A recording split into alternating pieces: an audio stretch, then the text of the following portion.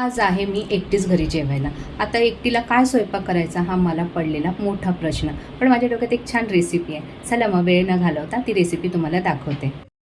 इथे मी 3 अंडी शिजवून घेतले. त्यानंतर कढईत तेल गरम करून घेतलं आणि बारीक चिरून घेतलेला कांदा लालसर होईपर्यंत भाजून घेतला.